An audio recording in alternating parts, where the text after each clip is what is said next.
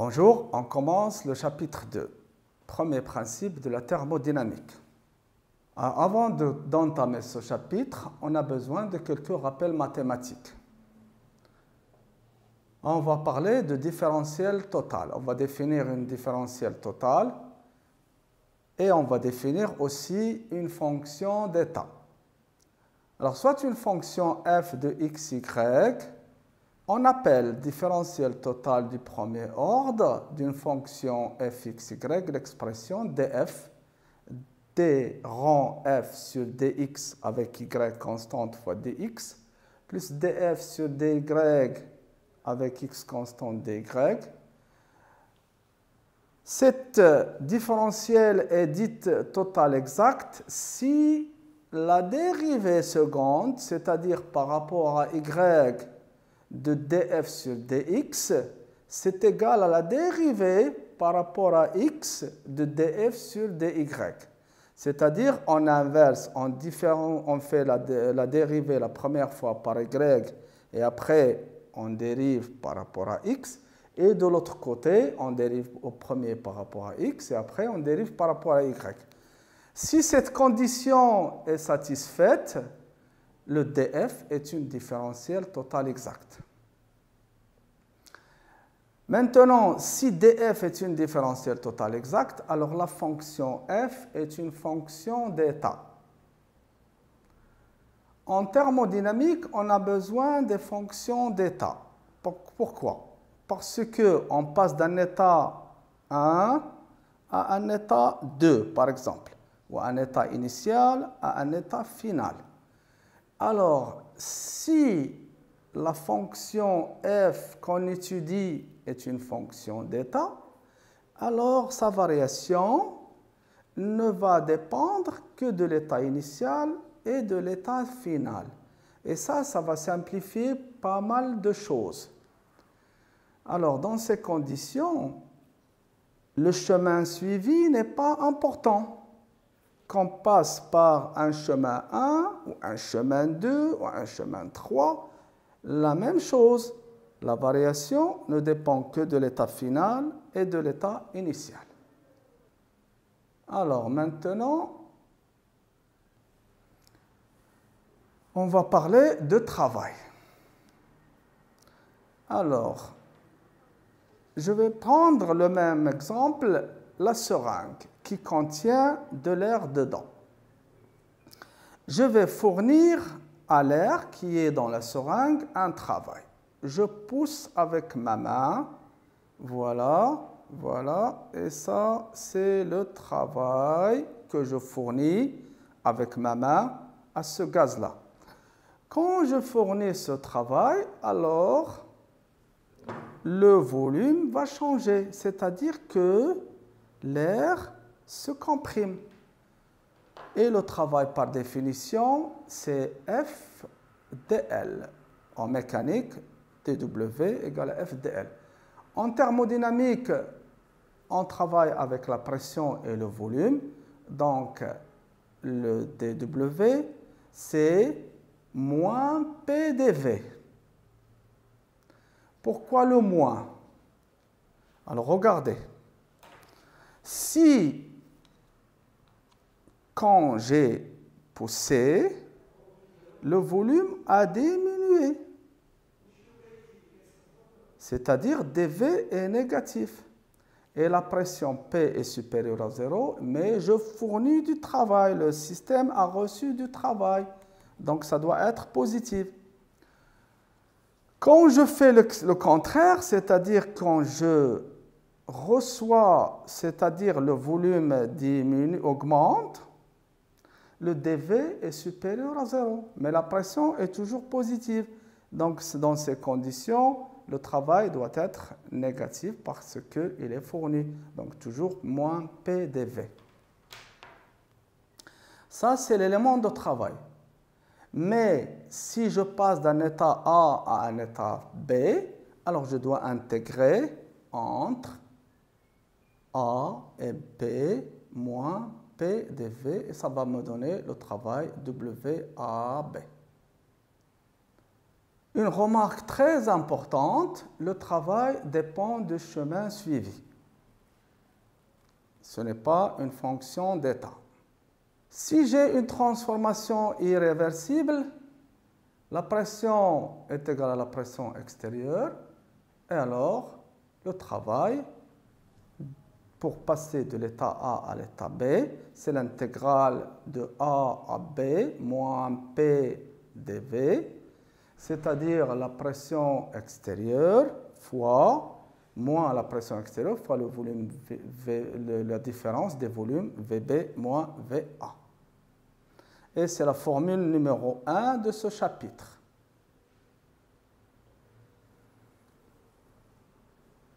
Alors, le travail dans le diagramme de Clapeyron qu'on a vu au chapitre 1,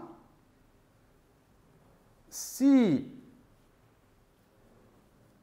je prends la transformation, par exemple, d'un état A à un état B, comme indiqué sur la figure ici, alors quand le volume augmente, je passe de l'état VA à l'état VB, mon travail est négatif.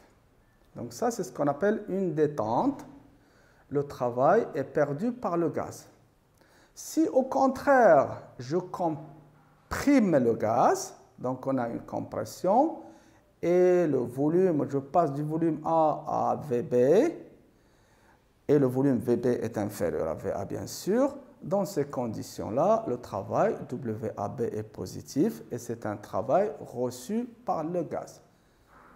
Dans le diagramme de Clapeyron, on voit un espace assuré, une surface, si vous voulez, ou un air, entre la courbe PV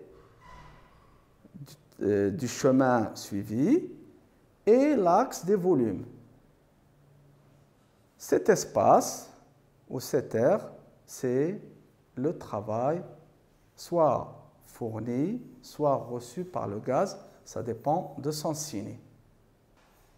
Dans le cas où on a un cycle, alors il y a deux cas. Dans le diagramme de Clapeyron toujours, si le cycle est parcouru dans le sens positif, sens mathématique positif, donc si vous voulez le sens trigonométrique, alors dans ces conditions-là, on a un travail positif. Et dans ces conditions-là, c'est un récepteur, c'est ce qu'on appelle un cycle résistant. Au contraire, si le cycle est parcouru dans le sens des aiguilles d'une montre, alors dans ces conditions-là, vous avez un travail qui est négatif, et c'est ce qu'on appelle un cycle moteur, le cycle produit du travail. Toujours, le travail, c'est l'air à l'intérieur du cycle dans le diagramme de Clapeyron. On va parler de quelques cas particuliers. Le premier cas particulier, c'est une transformation isochore. Dans ces conditions, le volume ne change pas. Et alors, si je prends la formule W est égal intégrale moins P dV, dV est nul, donc WAB est nul.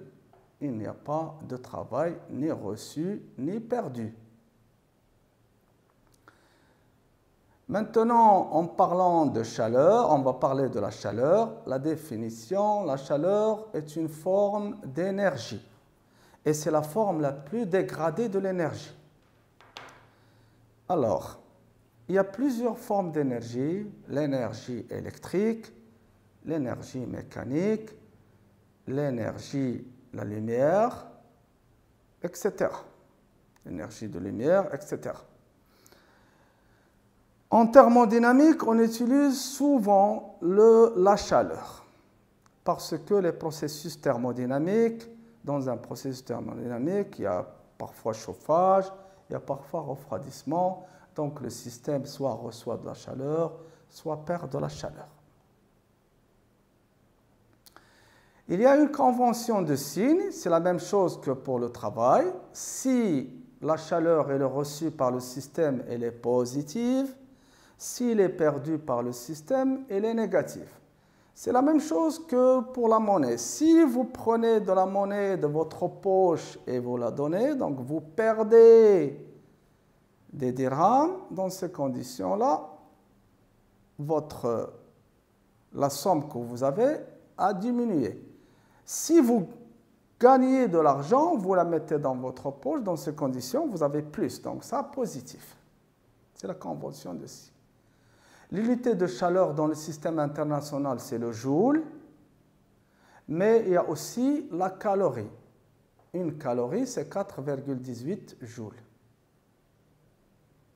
Maintenant, on va passer au principe des échanges de chaleur et on va prendre un système isolé formé de deux corps, A et B. Et supposons que QA est la quantité de chaleur perdue par A, bon, je suppose que c'est le corps qui perd de la chaleur, et QB la quantité de chaleur reçue par B, c'est-à-dire c'est celui qui reçoit la chaleur. Alors, nous avons déjà vu ça, le principe 0, QA plus QB est égal à 0. Donc, la chaleur reçue par le corps froid, c'est celle donnée par le corps chaud. Alors, il y a trois modes de transfert de chaleur. Il y a la conduction, et c'est une propagation sans transport de matière. Il y a la convection, qui est un échange par transport de matière chauffée. Il y a le rayonnement, et c'est la propagation sous forme d'ondes électromagnétiques. Maintenant, passons aux capacités calorifiques. Alors, lorsqu'un corps absorbe une quantité de chaleur dQ et que sa température passe de T à T plus dt, on définit sa capacité calorifique par C égale la variation dQ sur la variation de température dt. Donc, on peut voir que dQ se mesure en joules et le dt se mesure en Kelvin. Donc, vous avez des joules par Kelvin dans le système international. À partir de cette formule, on peut déterminer la chaleur dQ. dQ égale à C dt et Q égale intégrale de dQ, c'est-à-dire intégrale de C de T dt.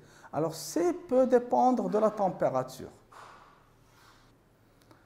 Maintenant, on parle aussi de chaleur massique, Cm, quand on a une masse. Alors, pour une masse d'un corps homogène, sa capacité calorifique, c'est Cm, c'est C sur la masse. Donc, c'est la capacité calorifique C sur la masse M. Et à partir de cette formule, on peut voir que le Cm se mesure en joules par kilogramme Kelvin. Aussi, si on parle de mol, on a ce qu'on appelle la chaleur molaire. Alors, la chaleur molaire, Cm, c'est la capacité calorifique d'une mole d'un corps donné, c'est-à-dire Cm égale à C sur petit n. Et il se mesure en joules par mol Kelvin. Bien sûr que le nombre de moles, c'est la masse sur la masse molaire.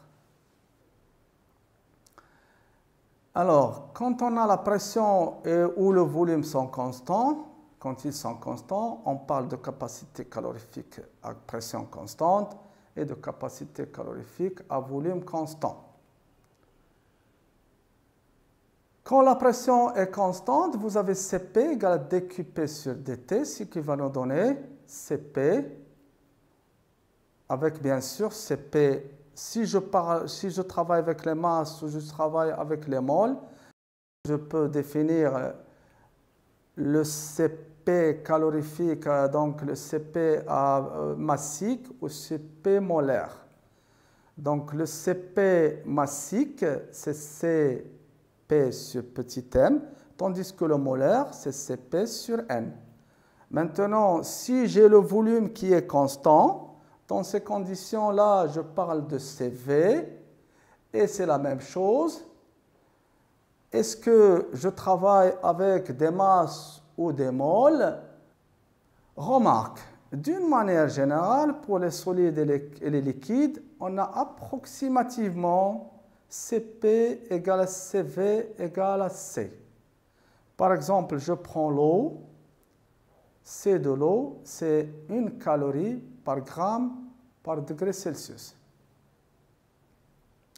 Pour les gaz, en général, Cp est différent de Cv et on pose gamma égale à Cp sur Cv et en général, Cp est plus grand que Cv et Cp, c'est le plus commode à déterminer expérimentalement.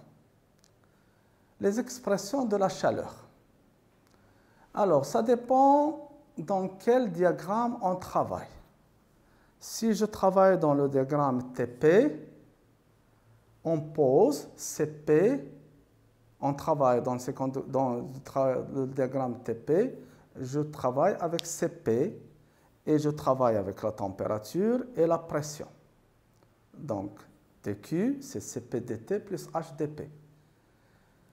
Tandis que si je le travaille dans le diagramme TV, alors dans ces conditions-là, je travaille avec Cv, la température et le volume, et je pose Tq égale à Cv dt plus LdV. Si je travaille dans le diagramme de Clapeyron PV, dans ces conditions-là, je dois travailler avec P et V, et je pose dQ égale à lambda dP plus mu dV. Alors les paramètres Cp, Cv, H, L, lambda, etc. sont des coefficients calorimétriques qui dépendent du corps étudié. Bon, on va voir qu'en général, on prend des transformations soit à pression constante, dans ces conditions-là, dP va s'éliminer, soit on travaille avec des transformations à température constante, et dans ces conditions-là, le dt va partir. Si je travaille avec des transformations isochores, le volume va partir et souvent c'est comme ça que ça marche. Pour les gaz parfaits, on montre que Cv, Cp, L et H sont donnés par les formules que vous voyez sur le diapo. Maintenant, passons aux chaleurs latentes. Les chaleurs latentes, ou bien si vous voulez cachées, ce sont des chaleurs qui se manifestent quand on a un changement d'état. Les changements d'état, on peut passer d'un gaz. Par exemple, je prends l'état gazeux et je veux transformer mon système, mes particules, à un liquide.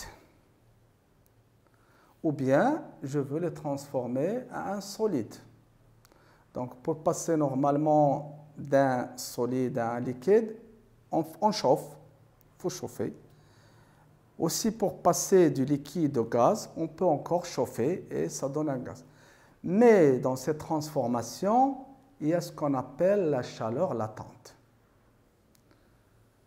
Alors, la chaleur latente, par définition, c'est la chaleur nécessaire pour faire passer 1 kg d'un corps pur de la phase 1 à la phase 2, c'est-à-dire la phase gaz à la phase liquide, par exemple, la phase solide à la phase liquide, par exemple. C'est la chaleur associée à un changement d'état, c'est-à-dire, on suppose qu'on a un changement d'état avec pression constante et température constante. Par exemple, on va donner l'exemple de l'eau qui est plus simple. L'eau, quand on chauffe l'eau jusqu'à 100 degrés Celsius, il va passer de l'état liquide à l'état gaz. Mais la température T ne change pas, 100 degrés Celsius. La pression aussi, on suppose que nous travaillons avec la pression atmosphérique dans l'état P égale à P0, dans cet état P égale à P0. Et la chaleur latente est donnée par la formule Q égale à la masse fois la chaleur dégagée, soit reçue soit perdu, bien sûr, ici, il est reçu quand on chauffe.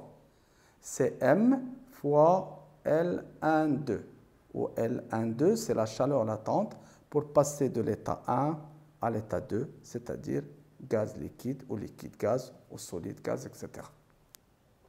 Maintenant, on va passer à des échanges particuliers et parlons d'une adiabatique. Qu'est-ce que c'est qu'une adiabatique? Une transformation est dite adiabatique quand il n'y a pas d'échange de chaleur. C'est-à-dire dQ pour passer de l'état A à l'état B est nul. Pour un gaz parfait, on a une formule qu'on utilise souvent et qu'on peut démontrer en utilisant dQ égale à 0. On arrive à la formule suivante, PV gamma égale à constante. Cette formule PV gamma égale à constante est valable dans le diagramme PV, mais dans le diagramme TP par exemple, on peut trouver une autre formule en combinant cette formule PV gamma égale constante avec la formule des gaz parfaits PV égale nRT. Si par exemple je travaille dans le diagramme VT, je peux trouver une autre formule en combinant la formule PV gamma égale constante avec la formule PV égale nRT et j'aurai une autre formule. Maintenant, on va essayer de tracer le diagramme d'une adiabatique et d'une isotherme pour un gaz parfait dans le diagramme de Clapeyron. Alors, dans le diagramme de Clapeyron, la diabatique, c'est PV gamma égale à constante. L'isotherme T égale à constante, c'est-à-dire PV égale constante. Et vous voyez ici, la diabatique, la pente de la diabatique est plus grande que la pente de l'isotherme. Parce que vous avez le gamma qui est PV gamma à la puissance gamma. Quand vous faites la dérivée pour trouver la pente, le gamma il intervient et le gamma c'est Cp sur Cv et Cp supérieur à Cv. Donc vous avez une pente de la diabatique plus grande que celle de l'isotherme. Maintenant, passons au premier principe de la thermodynamique et parlons d'énergie interne. Alors, l'énergie interne U d'un système dépend uniquement de son état thermodynamique. Il comprend l'énergie cinétique, l'énergie potentielle d'interaction et l'énergie des couches électroniques et nucléaires des particules. Énoncé du premier principe, soit une transformation thermodynamique quelconque qui fait passer un système d'un état A à un état B. Alors, le premier principe, il dit que la variation de l'énergie interne entre l'état A et B, c'est la chaleur échangée pour passer de A à B, donc Q à B, plus le travail entre A et B. Donc, delta U à B égale à Q à B plus W à B. C'est une formule très intéressante et qu'on va utiliser pour soit trouver l'énergie, la variation d'énergie interne si on a la chaleur et le travail échangé, ou bien pour trouver la chaleur si on a la variation d'énergie interne et le travail, etc. Alors, l'énergie interne est très intéressante parce que c'est une fonction d'état. Ne dépend que de l'état final et de l'état initial. Alors, les conséquences de ce premier principe, si par exemple on a une transformation cyclique, c'est-à-dire que l'état initial est le même que l'état final, donc la variation d'énergie interne est nulle, et dans ces conditions, le travail est égal à moins la chaleur du cycle. Maintenant, si on a un système isolé, il n'y a ni échange de travail, ni échange de chaleur. Dans ces conditions-là, on a W égale à Q égale 0. Et encore, DU est nul, donc l'énergie interne est une constante. Maintenant, on va passer aux transformations réversibles infinitésimales et on va essayer de trouver des relations qui correspondent à ces transformations. Alors, d'après le premier principe, du égale dq plus dw, je travaille maintenant dans le diagramme TV. Je remplace dq par cv dt plus ldv. Je remplace dw par moins p dv, ce qui va me donner du égale à cv dt plus l moins p dv. D'autre part, si j'écris u en fonction de t et v, j'aurai du égale à du sur dt dt plus du sur dv dv. En comparant les deux expressions précédentes de du, on a cv égale à du sur dt à volume constant et L moins P égale à du sur dV à température constante. On va prendre un cas particulier de transformation qui est isochore, c'est-à-dire que je prends un volume constant. Dans ces conditions, on a un travail qui est nul. Et dans ces conditions, du égale à cv dt, ce qui va donner exactement variation d'énergie interne égale l'intégrale cv dt égale à q à volume constant. Maintenant, on va passer à un cas particulier de gaz parfait. Dans le cas du gaz parfait, on a vu que, si vous vous rappelez, L moins P, donc on a vu que le L c'était P, la pression égale à P. Ce qui va nous donner du égale à cv dt, c'est ce qu'on appelle la loi de Joule. Et cette loi est utilisée si on veut calculer la variation d'énergie interne. Et surtout, si la transformation est isotherme, vous avez une variation nulle. Ce qui va me donner delta U égale à CV delta T, ou bien CV température 2 moins température 1. Et si je veux travailler avec la pression et le volume, j'utilise la formule PV égale nRT et j'aurai nR sur gamma moins 1, P2V2 sur nR, moins P1V1 sur nR. Donc ça dépend, est-ce que j'ai les volumes ou les températures pour calculer ma variation d'énergie interne. Soit encore, si vous voulez, delta U12 égale 1 sur gamma moins 1, P2V2 moins P1V1. Et voilà, le chapitre est terminé.